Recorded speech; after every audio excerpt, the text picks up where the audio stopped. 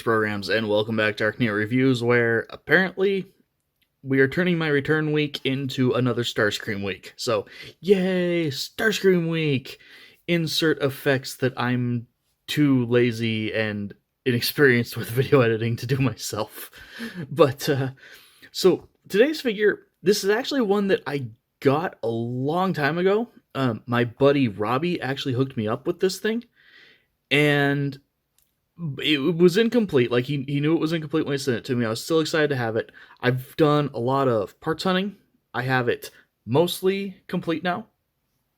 And that is going to be Robot Masters Starscream. Now, to get this out of the way, like I said, mostly complete. This guy does have at least an option for these like little opening, very hard to open, but little like missile pods that will go in the chest. As you can see, they are chrome. We know what chrome does. These have done it quite badly. And the worst part is that they are chrome on top of clear.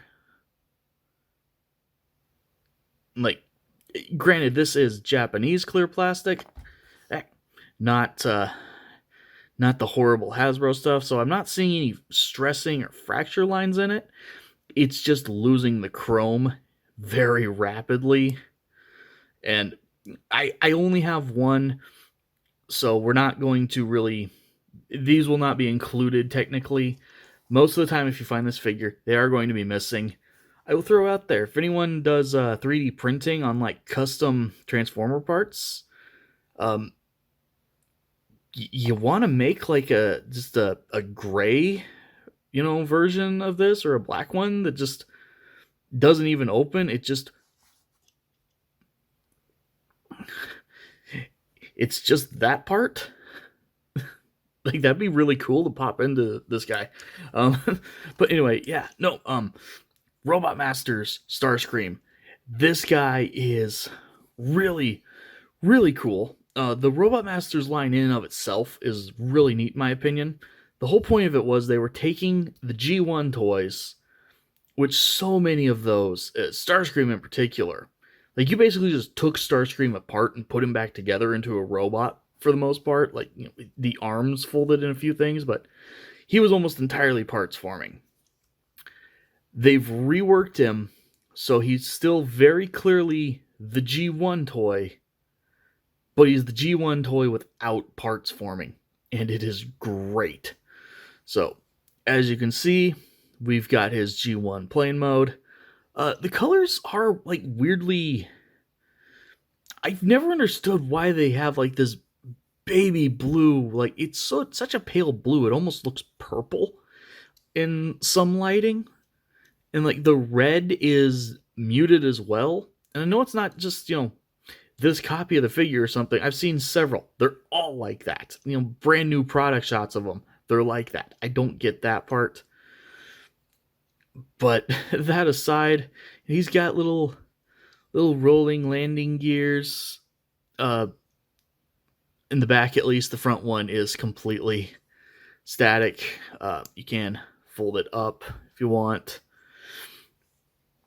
You can see his he's got little tiny baby hands to make him fit in this redo of the design, which is just funny to me. Not a ton to go over here. It is G1 Starscream, slightly smaller. I sadly don't have access to my original G1 Starscream. Well, I don't have an original G1 Starscream. I have the reissue one, and then actually I have the movie version that they released recently at like Walmart, where it's the G1 toy reissued, but with cartoon, movie accurate colors and prints instead of stickers. I want to look at that guy, so we'll when I have access to that guy again, we'll bring this guy back and do a comparison then. So, but yeah, not a lot to go over. This is G1 Scream with slightly muted colors, lots of nice sculpted details. He's pretty neat. Let's go ahead and get him transformed. Start by the only parts forming in this figure. Pop off the null rays. And right here you can see these are the spots where if you have both of these, they just kind of pop in like that. So we will be reviewing without. As you can see, it looks fine without them. Most of the pictures I see of this thing, even if the person has these, they still pop them out. Maybe someone could 3D print like little, like the vents. The I don't know. There is I don't know if there's a market for it, but there's definitely options for like 3D printed parts to pop in there. But anyway, go ahead, take those out, come back here, and I usually start by just wiggling this part of the wing out until I can come up on this double hinge. Getting those up and out of the way makes it easier to come back here, split the legs, and then pull them down on their little extenders. I usually just have better luck getting them to pull down if you split them first, which is why I do it that way. Could be a quirk of my figure, not sure. Flip down the feet, come back here, and I do really appreciate they've got like a little stopping point built into this piece, as well as they will only rotate one direction, so that if you can't transform this section wrong, it will only accept correct transformation. But go ahead and do that. Try to keep the wings out of the way here. So much of the transformation on this guy is keep the wings out of the way while you move other stuff.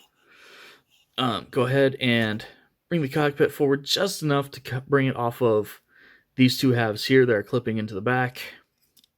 Then push the arms through like this. And just kind of rotate them forward for now.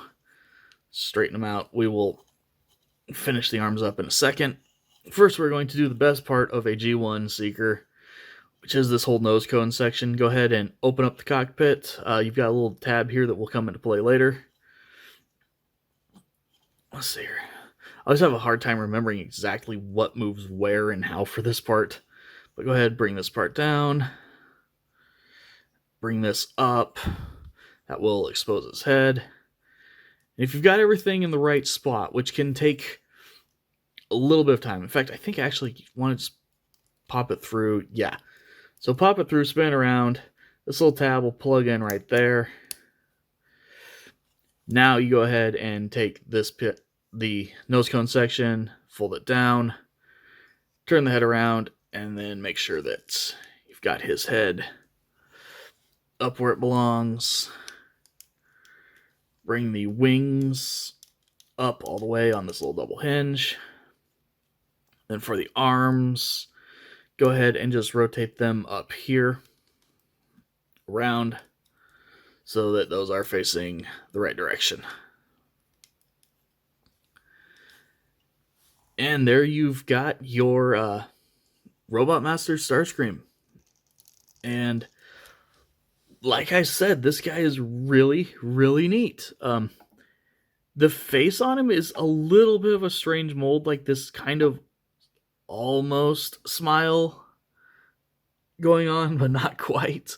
Don't quite understand what's going on there. Don't really care either. Null rays are kind of cool the way they handle them, because you've got a peg right there for the standard, arm placement.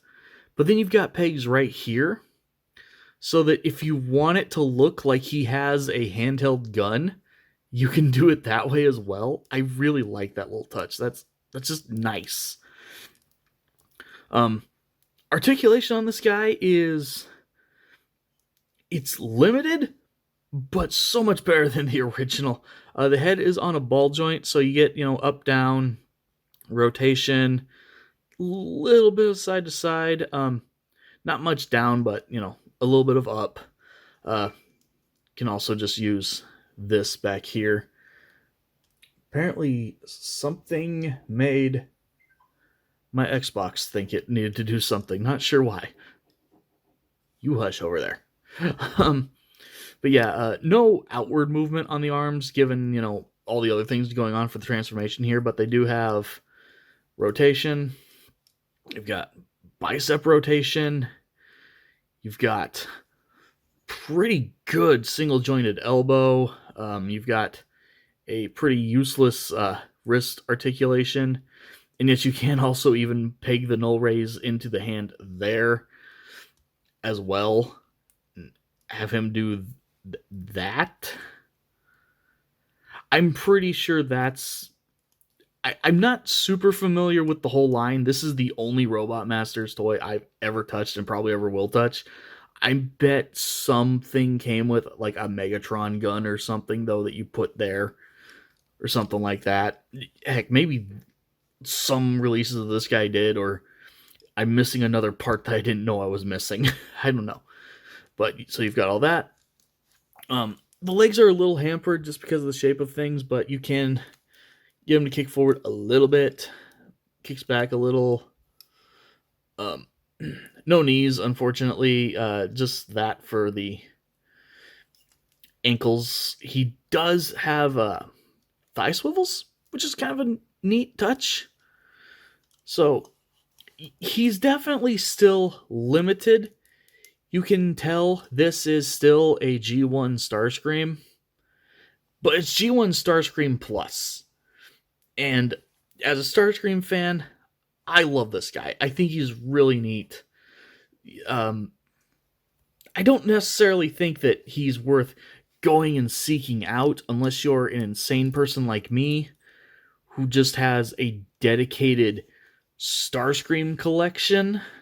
And here you can see what these look like if you have them on. Yeah. Even if I had both of them and they were perfectly chrome, I still think they would not look that great, actually. So there's a reason I leave them like this. But yeah, no, I'm not going to say this is a must-find, go-get-it thing. Like, if you want a G1 style Starscream with modern articulation, like, I don't know if it's still showing up at Ross, but seriously, that Studio Series 86 Starscream with the throne and the cape and the crown and all that stuff, just, that thing is peak. Why is my Xbox continuing to turn on? Something must be sitting on the controller somewhere. We'll figure that out later. But before my Xbox turns back on again, I will say thank you guys for watching, and as always, I'll see you next time.